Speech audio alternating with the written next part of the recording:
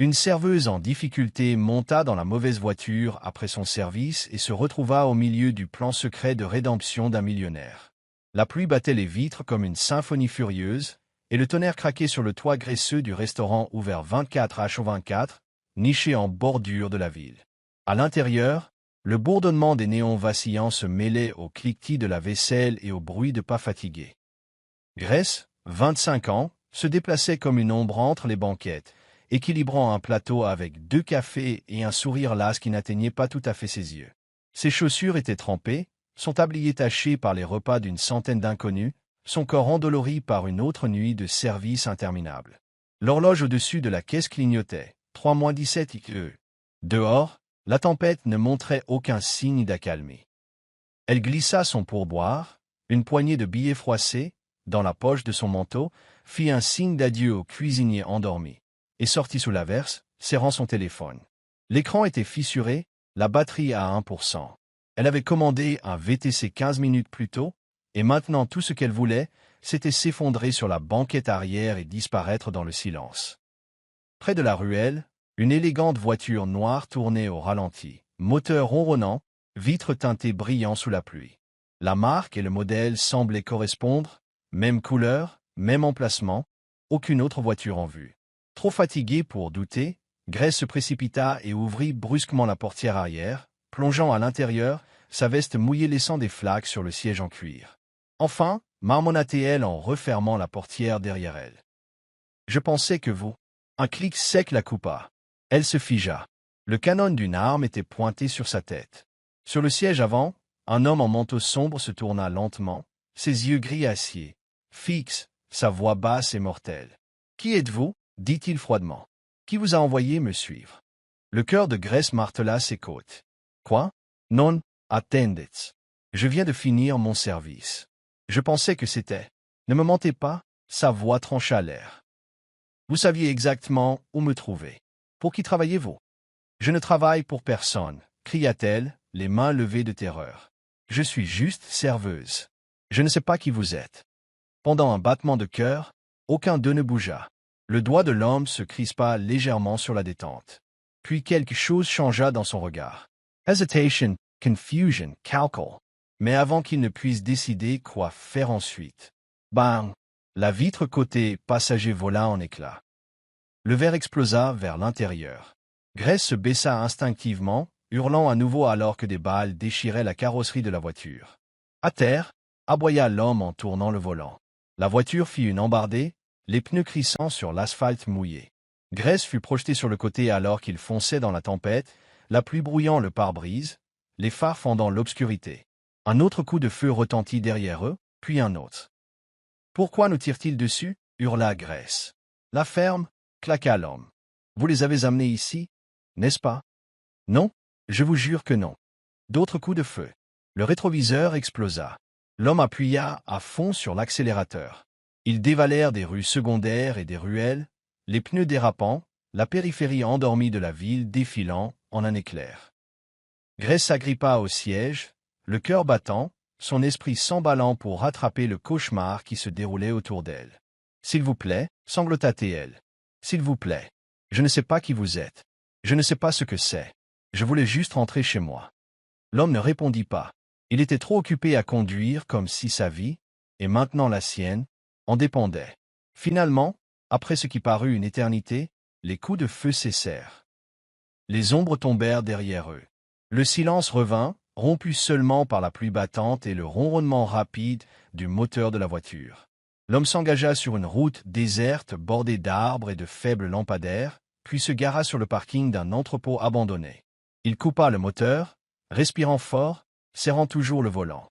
Grace n'osait pas bouger. Sa voix, quand elle vint, était rauque, contrôlée. « Quel est votre nom ?»« Grace, » murmura-t-elle. « Vous n'avez vraiment aucune idée de qui je suis. »« Non, vous n'êtes pas l'une d'eux. Je ne sais même pas qui sont eux. » Il la regarda longuement. Puis, lentement, il abaissa son arme. « Je suis Lucas, » dit-il. « Lucas Black. » Elle le dévisagea, trempée, tremblante, toujours plaquée contre la portière comme un animal acculé. « Qui êtes-vous » demanda-t-elle. Il détourna le regard. « Personne que vous n'auriez jamais dû rencontrer. » La pluie avait diminué lorsqu'ils atteignirent les abords de la zone industrielle. Lucas gara la voiture derrière une ancienne usine textile, abandonnée depuis longtemps, ses fenêtres barricadées et son toit partiellement effondré. Il se gara derrière un conteneur d'expédition rouillé, puis sortit en silence. Grace hésita, le regardant disparaître dans l'ombre, avant de finalement le suivre, ses chaussures trempées faisant un bruit spongieux à chaque pas. Ses mains tremblaient d'adrénaline et de froid, mais elle refusa de montrer sa faiblesse. Lucas poussa une porte en acier sur le côté du bâtiment et la conduisit à l'intérieur. L'entrepôt était faiblement éclairé, parsemé d'équipements qui semblaient n'avoir pas été touchés depuis des années. Dans le coin arrière, cependant, se trouvait une installation de fortune. Un matelas sur des caisses, un chauffage portable, une table avec des moniteurs de surveillance et des piles de dossiers et d'appareils électroniques. « Bienvenue dans mon palais », marmonna-t-il sèchement en jetant un sac de sport par terre. Grace se tenait maladroitement près de l'embrasure de la porte, les bras étroitement croisés sur sa poitrine. « C'est ici que vous vivez. Pour l'instant. Je veux rentrer chez moi. »« Vous ne pouvez pas ?» Elle recula, alarmée. « Comment ça ? Je ne peux pas. » Il soupira et se frotta le visage. « Votre téléphone est mort, votre visage a déjà été repéré par les caméras de rue lorsque nous avons fui le restaurant. Si je vous laisse sortir, ils remonteront jusqu'à moi. Je ne peux pas me le permettre. Et alors, vous allez me garder ici comme une prisonnière ? » « Non, » dit Lucas, ses yeux rencontrant les siens. « Je ne vais pas vous attacher, mais je vous demande de ne pas partir, pour votre sécurité et la mienne, juste jusqu'à ce que je sache que la voie est libre. » Grace fit les 100 pas, sa respiration s'accélérant. « C'est insensé. Ça ne peut pas arriver. » Lucas versa de l'eau dans une bouilloire et la plaça sur un petit brûleur. « Croyez-moi, je n'avais pas prévu d'entraîner quelqu'un d'autre là-dedans. Alors laissez-moi partir. Si vous criez et que quelqu'un nous trouve, nous mourrons tous les deux, » lança-t-il sèchement. « Donc non, je ne prendrai pas ce risque. » Elle s'arrêta. Le sérieux dans sa voix la frappa. Après un long silence, elle s'affaissa sur une chaise en métal. « Bien, dites-moi juste ce qui se passe, bon sang. » Lucas lui tendit une couverture sèche et une tasse d'eau chaude. Puis, pour la première fois, il s'assit en face d'elle, non pas comme un étranger armé, mais comme un homme portant quelque chose de trop lourd pour une seule personne. « J'étais quelqu'un d'autre, » dit-il, la voix calme, avant que le monde ne trouve comment déchirer tout ce qui me rendait humain. Grace cligna des yeux. Censé signifier quelque chose pour moi. J'étais un agent du gouvernement, division du renseignement. Puis je suis devenu contractuel privé, j'ai travaillé dans la sécurité, la cyberdéfense, des trucs de haut niveau. J'ai gagné plus d'argent que je ne pourrais jamais en dépenser. Je suis parti avant que ça ne me ruine. Clairement, vous n'êtes pas parti assez vite. Lucas eut un rire creux. Je pensais être sorti jusqu'à ce que je découvre quelque chose et qu'ils s'en prennent à ma famille pour me faire taire. Sa voix se durcit. Ils ont réduit mon entreprise en cendres, poussé mon frère au suicide et presque tué ma mère. Ils ont effacé mon nom de partout, alors je leur ai laissé croire que j'étais mort aussi. Grace resta assise dans un silence stupéfait, les pièces du puzzle s'assemblant lentement. Je ne suis plus ici pour fuir, continua Lucas. Je suis ici pour finir ce qu'ils ont commencé. Elle déglutit. Et vous pensez que je vais juste rester assise ici et prétendre que ça a du sens? Je me fiche que ça ait du sens, dit-il.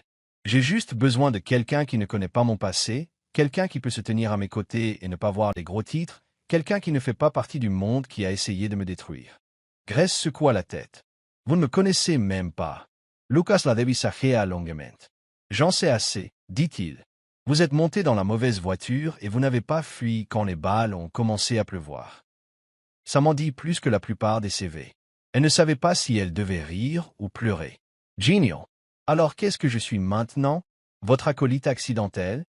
Non, dit-il doucement. Vous êtes juste une étrangère, et pour la première fois depuis longtemps, je commence à penser que c'est peut-être exactement ce dont j'ai besoin. Le vent hurlait dehors, mais à l'intérieur de l'entrepôt, quelque chose changea entre eux, un fil fragile de compréhension, tissé dans le chaos d'une tempête qu'aucun d'eux n'avait choisie. Les jours se fondirent les uns dans les autres à l'intérieur de l'entrepôt abandonné. Dehors, la pluie continuait de tomber, masquant les échos du passé qui hantaient Lucas et Grace. Elle restait dans son coin de l'abri de fortune, son silence se transformant lentement en une observation prudente. Lucas était parti la plupart des jours, ne revenant qu'après la tombée de la nuit avec des ecchymoses, des informations et des traits tirés. Grace restait derrière, préparant du thé, rangeant, regardant le vent se balancer à travers les fenêtres brisées, mais la curiosité la rongeait. Le 4e jour, alors que Lucas était sorti faire des provisions, elle céda. Il lui avait dit de ne pas toucher à ses dossiers, mais les chemises étaient ouvertes sur la table, implorant des réponses. Elle parcourut les pages, reconstituant des cartes, des reçus, des correspondances piratées. Puis elle se figea. Une photo en noir et blanc, légèrement froissée mais indubitable, la regardait. Henri Val, le nom sous la photo, lui glaça le sang. Elle serra la page plus fort, son souffle se bloquant dans sa gorge. L'homme sur la photo? Ce n'était pas juste un nom tiré d'un scandale de corruption ou d'une prise de contrôle d'entreprise. C'était l'homme, celui qui avait détruit son enfance, qui avait manipulé son père dans un faux plan d'investissement, l'homme dont les mensonges avaient poussé son père à se suicider. Grace avait 16 ans. Elle se souvenait des gros titres, des enquêtes policières, des regards apitoyés, des avis de saisie. Ses mains tremblaient alors qu'elle repoussait les papiers. La douleur dans sa poitrine se réveilla après des années de silence forcé. Elle pensait l'avoir enterré. Elle pensait que c'était fini. Ce n'était pas le cas. Lucas revint des heures plus tard, mouillé et usé, une légère égratignure à la tempe. Il la remarqua dès qu'il entra. « Qu'est-ce qui s'est passé ?» Grace ne répondit pas. Elle jeta la photo sur la table. « Pourquoi lui ?» dit-elle, la voix tremblante. « Pourquoi est-ce lui que vous poursuivez ?» Lucas se tendit, ses yeux se portant sur la photo. « Vous avez fouillé dans mes dossiers. J'avais le droit de savoir. Cet homme, il ne vous a pas seulement fait du mal. Il a détruit ma famille. Mon père l'a cru. Il a investi jusqu'au dernier centime. Nous avons perdu notre maison. Ma sœur a abandonné ses études pour nous soutenir. Mon père a elle. » Sa voix se brisa. L'expression de Lucas s'adoucit. Il s'est suicidé. Grace refoula ses larmes. « Vous saviez? Je m'en doutais, » dit Lucas doucement. « J'ai retracé des dizaines de schémas similaires, de bonnes personnes ruinées par les jeux de Val. Mais je ne savais pas que ça vous touchait aussi. » Grace le dévisagea. « Vous auriez dû me le dire. Je ne pensais pas que ça importait. »« Eh bien, si, ça importe. » lança-t-elle sèchement, « parce que je pensais que j'étais juste une erreur dans votre plan, une serveuse qui s'est assise dans la mauvaise voiture. Mais maintenant, c'est comme si c'était autre chose. » Lucas s'approcha, posant ses mains sur le bord de la table. « Vous pensez que j'ai planifié ça? » « Je ne sais pas quoi penser, » dit Grace, la voix tremblante. « Mais je sais que cet homme mérite de tomber. Et je ne vais pas rester assise ici pendant que vous le faites tomber sans moi. » Les yeux de Lucas se fixèrent sur les siens, une lueur de quelque chose de nouveau passant entre eux. Pas de la suspicion, pas de la méfiance, mais de la reconnaissance, un feu partagé. « J'ai passé des années à planifier ça seul, » dit-il lentement, sans nom, sans attache. « Mais peut-être que ce n'était pas un accident. » Grace s'approcha aussi, la distance entre eux s'évaporant. « Peut-être que l'univers nous donne une seconde chance, un moyen de récupérer ce qui a été volé. » Le silence s'étira un moment, lourd d'histoire. Lucas hocha finalement la tête. « Nous faisons ça intelligemment, proprement, sans rage vengeresse. Nous l'exposons, le ruinons légalement, financièrement, publiquement. » Grace eut un sourire amer. « On dirait que vous croyez presque à la justice. Je crois qu'il faut achever les monstres comme ils nous ont achevés, » dit Lucas, mais avec nos noms encore intacts. Elle baissa de nouveau les yeux sur le dossier, puis sur lui. « Alors, brûlons-le ensemble. » À cet instant, quelque chose changea. Ils n'étaient plus des étrangers piégés par la coïncidence. Ils étaient partenaires, deux âmes brisées unies par des cicatrices plus profondes qu'ils n'avaient jamais osé le dire à voix haute. La guerre était devenue personnelle. Mais pour la première fois depuis des années, aucun d'eux ne se sentait seul.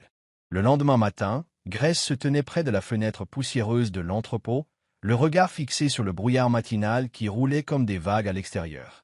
Elle ne se sentait plus prisonnière, ni spectatrice. Quelque chose avait changé pendant la nuit.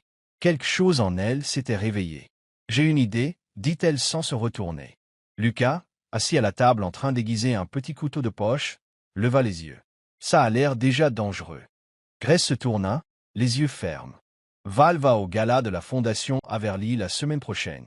C'est son coup de pub annuel, donner $1 million à une œuvre de charité tout en blanchissant 3 fois cette somme en coulisses. » Lucas fronça les sourcils. Comment savez-vous ça? Je suis peut-être serveuse, mais je ne suis pas sourde. Les riches aiment vous prendre de haut, comme si vous étiez un meuble. J'ai servi des boissons à ce gars-là 3 années de suite. Lucas se pencha en avant. Vous voulez y retourner? Je veux m'approcher assez pour l'enregistrer, découvrir qui travaille avec lui. Nous avons besoin de quelque chose de réel, des preuves qui feront tout exploser. Ce n'est pas un jeu, Grace. Cette foule, ils jouent salement s'ils sentent que vous n'êtes pas inoffensive. C'est pourquoi j'ai besoin que vous m'appreniez, dit-elle en s'approchant. Pas seulement comment enregistrer. J'ai ivre apprendre à m'y protéger. Le regard de Lucas s'assombrit légèrement. Vous êtes sûr? J'en ai assez d'avoir peur, dit Grace doucement. Je ne veux plus fuir. Je veux me battre. Pendant les 3 jours suivants, l'entrepôt se transforma en un camp d'entraînement de fortune. Lucas lui montra comment détecter la surveillance, comment se fondre dans la masse sans se faire remarquer, comment appuyer sur un bouton à l'intérieur d'un revers de manche qui activerait un enregistreur caché. Elle apprit à lire sur les lèvres à travers une pièce, comment sourire tout en cherchant les issues, comment désarmer quelqu'un de 2 fois sa taille. Tu apprends vite. Admit Lucas un soir alors que Grace le déséquilibrait lors d'un exercice d'autodéfense. Ils tombèrent tous les deux au sol, riant, à bout de souffle. Mais peut-être que je m'entraîne depuis toujours sans m'en rendre compte, répondit-elle en dégageant ses cheveux de son visage. Il sourit. C'était la première fois qu'elle voyait son sourire s'étirer jusqu'à ses yeux. Cette nuit-là, autour d'un modeste repas de soupe en conserve et de crackers, Grace fixa l'appareil lumineux dans sa paume. Le micro-enregistreur pas plus grand qu'une pièce de monnaie. « Père » demanda Lucas. Elle hésita, puis secoua la tête. « J'avais peur avant. Plus maintenant. » Leurs yeux se rencontrèrent à travers la bougie vacillante entre eux. Le silence s'installa dans la pièce, chaud et lourd. Grace parla doucement, sa voix à peine plus haute qu'un murmure. « Pour la première fois depuis des années, je ne me sens pas comme une victime. » Lucas tendit la main à travers la table, ses doigts effleurant les siens. Il ne parla pas. Il n'en avait pas besoin. Sa prise se resserra juste légèrement. Un vœu tacite passa entre eux. Pas une romance, pas encore, mais quelque chose de réel, quelque chose de brut et en attente. À la fin de la semaine, ils étaient prêts. Grace n'était plus la serveuse qui était tombée dans la mauvaise voiture. Elle marchait vers le danger la tête haute, le cœur stable et un but brûlant en elle. Et à ses côtés, Lucas, un homme qui n'avait autrefois fait confiance à personne, avait finalement trouvé quelqu'un pour qui valait la peine de se battre aussi. Le gala de la Fondation Averly scintillait comme une scène de film. Grace se tenait dans une robe noire empruntée, les cheveux relevés, une oreillette discrètement cachée sous une mèche.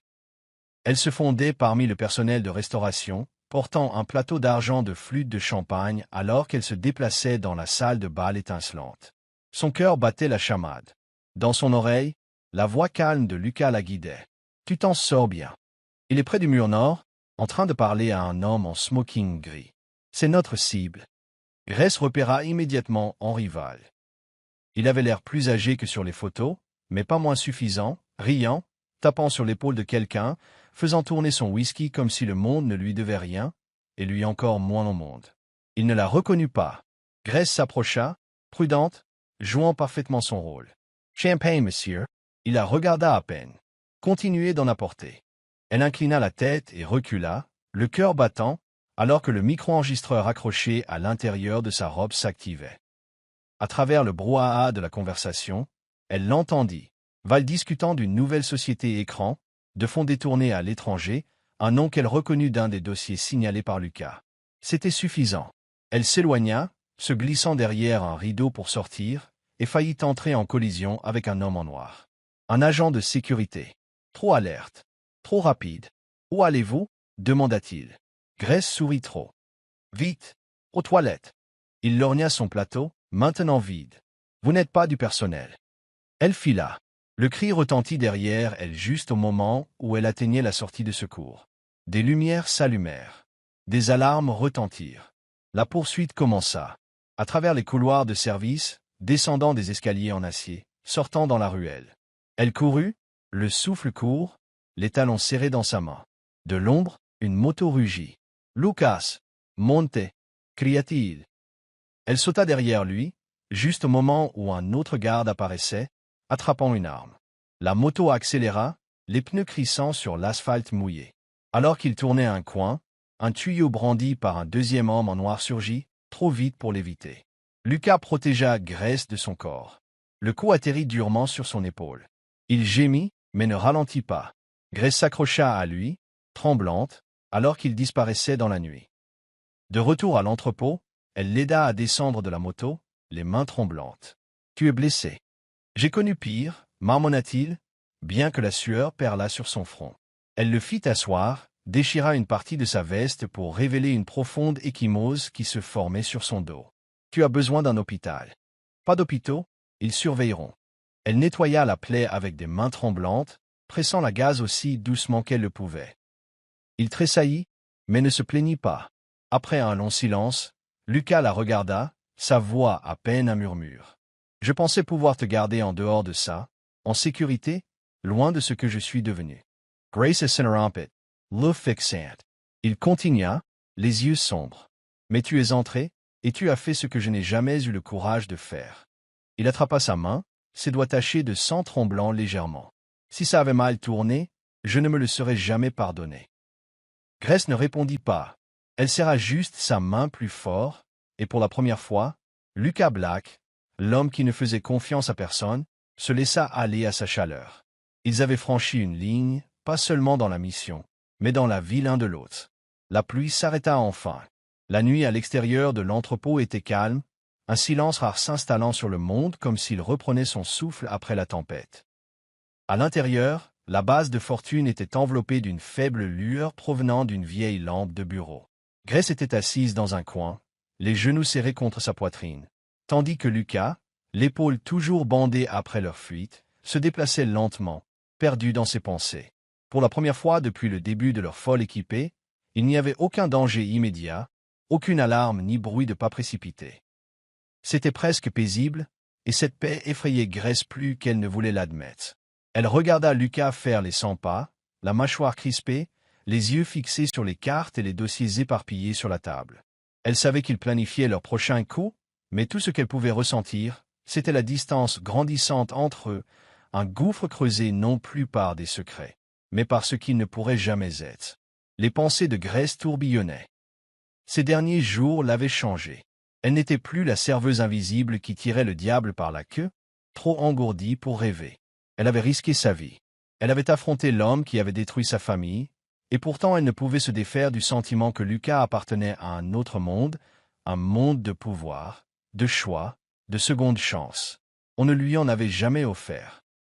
Elle se leva doucement, avec l'intention de s'éclipser juste pour une promenade, juste pour prendre l'air, mais Lucas l'arrêta d'une voix douce et tendue. « Où vas-tu » Grace hésita. Juste une minute. Il vit le sac à dos sur son épaule, la nervosité de sa mâchoire. « Tu partais, n'est-ce pas » Elle déglutit difficilement, sans croiser son regard. « Peut-être que je devrais y aller, Lucas. Tu n'as plus besoin de moi. Tu as ce qu'il te faut. Tu as les preuves. Tu peux faire tomber Val. » Il s'approcha d'elle, grimaçant à cause de la douleur sur son flanc. « Ce n'est pas de ça qu'il s'agit. » Elle secoua la tête. « N'est-ce pas? C'est toi qui as tout à perdre. J'étais juste, je ne sais pas, juste quelqu'un qui était au mauvais endroit, au mauvais moment. Je ne suis pas comme toi. Je n'appartiens pas à ton monde. Tu es millionnaire. J'essaie juste de survivre. » La voix de Lucas était rauque, presque un murmure. « Tu crois vraiment que c'est tout ce que je vois quand je te regarde? » Grace sentit essay, gorgeous et serrure. « Je ne sais pas ce que tu vois. Je sais seulement ce que je vois chaque fois que je me regarde dans le miroir. Une serveuse. Une fille dont la famille a été ruinée. Quelqu'un qui a dû se battre pour des miettes, pour un lit où dormir, pour un avenir qui ne lui a jamais appartenu. » Elle leva les yeux, ses yeux brillants. « Tu pourrais tout changer. Tu as ce pouvoir. Je suis juste. » Lucas traversa l'espace entre eux, s'arrêtant à portée de bras. « Grace, veux-tu savoir ce que je vois? Je vois la seule personne qui n'a pas fui quand les choses sont devenues dangereuses.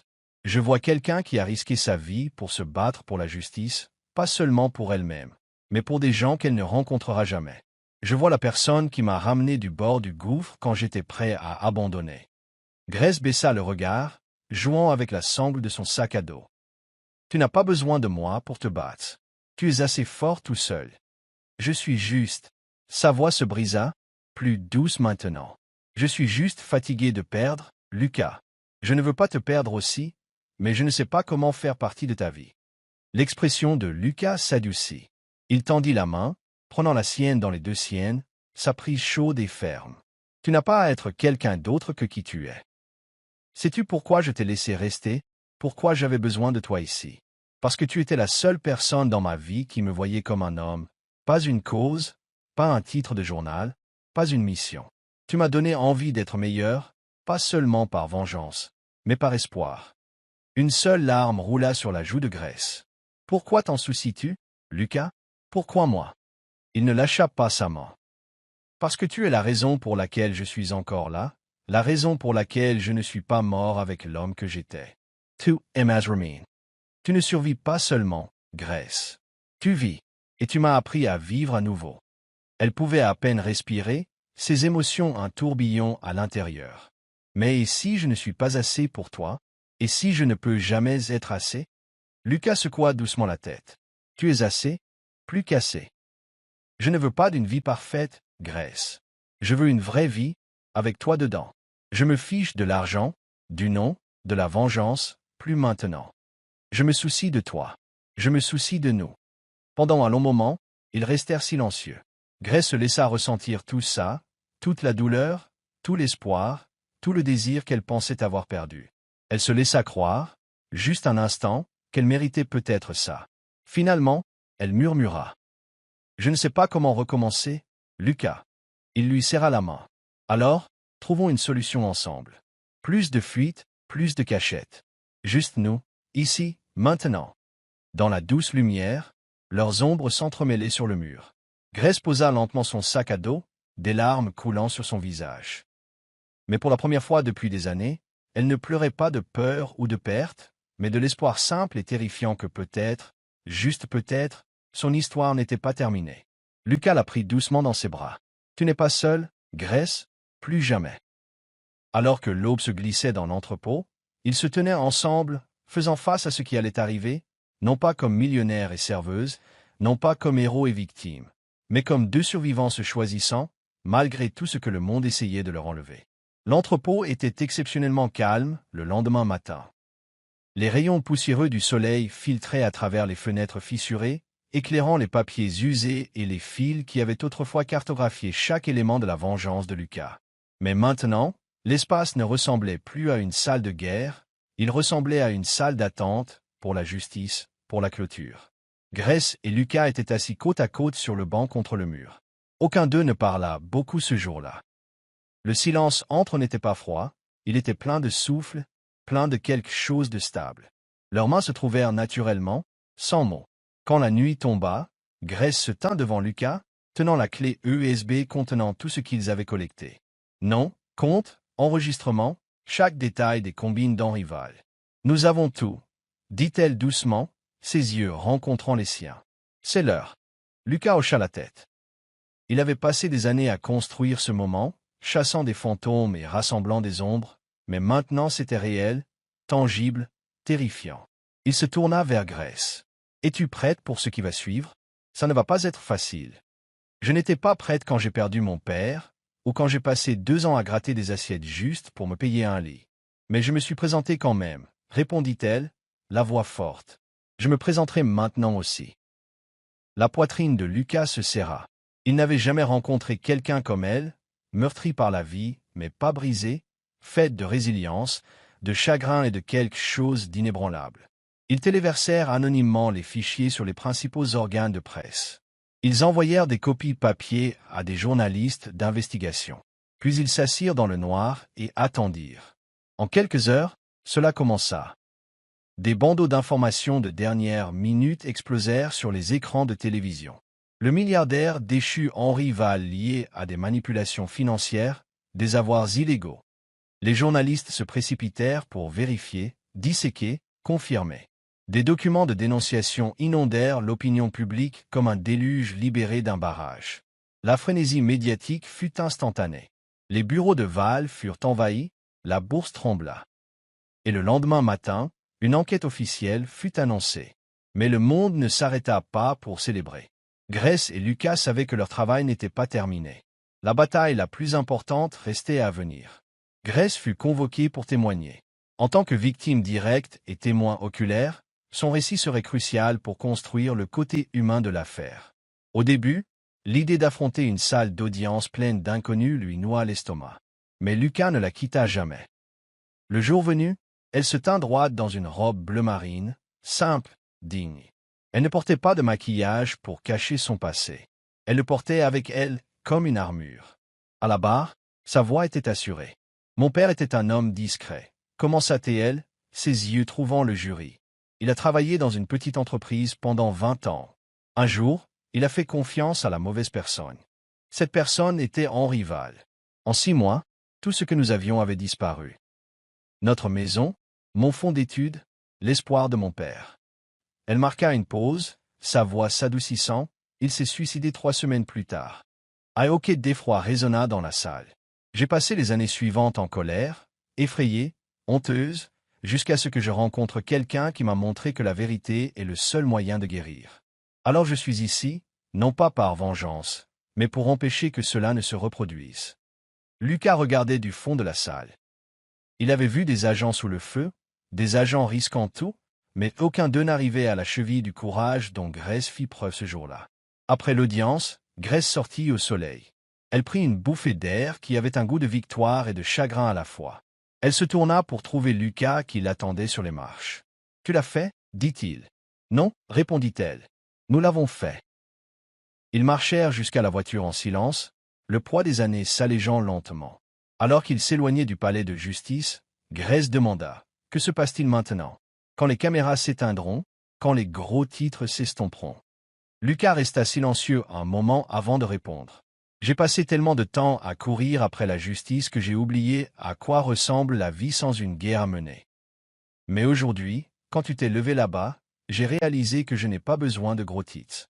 Je n'ai pas besoin de vengeance. » Il la regarda, les yeux doux. « J'ai juste besoin de toi. » Grace baissa les yeux, le cœur plein et s'ouvrant en même temps. « J'ai peur, » murmura-t-elle, « que ce soit trop beau pour être vrai. » Lucas tendit la main et prit la sienne. « Alors, rendons le réel. » Ils roulèrent en silence jusqu'à ce que Lucas se gare dans un parc tranquille, le soleil commençant à se coucher sur les arbres. Il sortit le premier, puis fit le tour jusqu'à sa portière.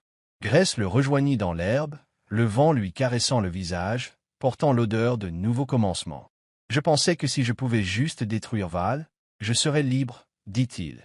Mais j'avais tort. Il se tourna vers elle, la voix tremblante d'émotion. « Si je perds tout à nouveau, mon nom, ma richesse, mon combat, ça n'aura pas d'importance tant que tu seras toujours à mes côtés. Tu n'es pas juste une partie de l'histoire, Grace.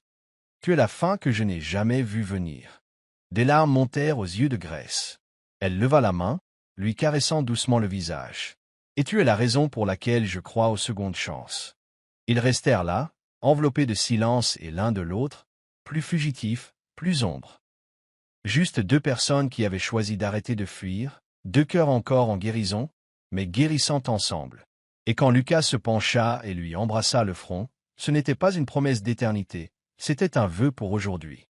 Pour chaque jour où ils choisiraient de se tenir non pas dans la peur, mais dans la vérité, ensemble. La cabane se dressait tranquillement au pied des montagnes, son bois délavé par le temps et les intempéries, son porche recouvert de fleurs sauvages qui dansaient doucement dans la brise matinale. 1 an s'était écoulé depuis que le monde avait vu Henri Val tomber de son trône, 1 an depuis que Grace et Lucas avaient cessé de fuir. Maintenant, ils vivaient simplement. Lucas passait ses journées à restaurer de vieux meubles et à s'occuper d'un modeste jardin derrière la maison. Grace s'était mise à l'écriture. Son premier livre, « La voiture qui a tout changé », était presque terminé. Certains chapitres étaient crus, remplis de tempêtes et de pertes, d'autres tendres et pleins d'une rédemption tranquille. Il ne s'agissait pas d'exposer Val. Il s'agissait de la façon dont les moments les plus inattendus, comme monter dans la mauvaise voiture, pouvaient mener à tout ce qui comptait vraiment. Par un après-midi d'automne vif, Grace était assise à la table de la cuisine, tapant lentement, perdue dans ses pensées. Lucas entra avec un fagot de bois de chauffage dans les bras, le déposant avec un léger grognement. « Tu as presque fini » demanda-t-il en époussetant ses mains. Grace sourit. « Encore une page. » Avant que Lucas ne puisse répondre, on frappa à la porte. Ils se regardèrent, n'attendant aucun visiteur. Lucas bougea le premier, ouvrant la porte avec précaution. Une femme plus âgée se tenait dehors, son manteau gris boutonné serré, ses mains tremblantes. Elle leva les yeux vers Grace, des larmes se formant déjà dans ses yeux. « Je suis désolée de me présenter à l'improviste, » dit-elle doucement, la voix tremblante. « Vous êtes Grace, n'est-ce pas, Grace Holloway ?»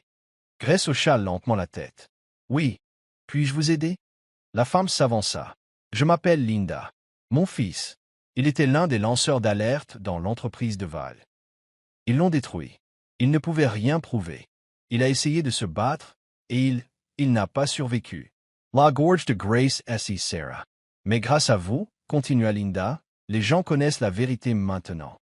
Grâce à ce que vous avez fait, il n'est pas mort pour rien. » Elle tendit la main, prit celle de Grace dans les siennes. « Je suis juste venue ici pour vous dire merci. » Et puis elle étreignit Grace, une étreinte pleine de chagrin, de gratitude et d'autres choses. La paix. Des larmes coulaient silencieusement sur les joues de Grace alors qu'elle serrait la femme dans ses bras. Quand Linda s'écarta enfin, Lucas apparut derrière Grace et l'enlaça par la taille par derrière, l'ancrant dans le moment présent. Ils regardèrent Linda s'éloigner, disparaissant sur la route de gravier bordée d'érables. Le soleil déclinait derrière les montagnes, projetant une lueur dorée sur la vallée. Lucas embrassa la tante de Grace, et ensemble ils sortirent sur le porche. Ils restèrent silencieux, regardant le champ ouvert devant eux. Pas de sirène, pas d'ombre, pas de secret, juste le bruit du vent soufflant à travers les feuilles et le rythme régulier de deux cœurs qui avaient enfin trouvé un endroit pour se reposer. Personne ne poursuivait, personne ne fuyait. Et dans cette immobilité, enlacés l'un dans les bras de l'autre, ils savaient quelque chose de profond et de vrai. Ils avaient survécu, ils s'étaient choisis, et ils étaient enfin rentrés chez eux. Si cette histoire a touché quelque chose de profond en vous, si elle vous a rappelé que même les nuits les plus sombres peuvent mener aux aubes les plus lumineuses, que la guérison vient souvent des endroits les plus inattendus, et que l'amour peut être trouvé même lorsque tout espoir semble perdu, alors vous aussi, vous croyez aux secondes chances. Grace et Lucas n'ont pas seulement survécu. Ils ont choisi de vivre à nouveau, d'aimer à nouveau, et de construire quelque chose de beau à partir des décombres de la douleur. Leur voyage nous rappelle que parfois la vie nous met au mauvais endroit juste pour nous amener à la bonne personne. Si cette histoire a remué votre âme, ne la laissez pas s'arrêter ici. Cliquez sur « J'aime ». Abonnez-vous et appuyez sur l'icône de la cloche pour ne jamais manquer une autre histoire qui guérit, inspire et reste dans votre cœur longtemps après le générique de fin. C'est « Histoire qui touche l'âme », où chaque récit est un voyage de retour à la maison. À la prochaine histoire.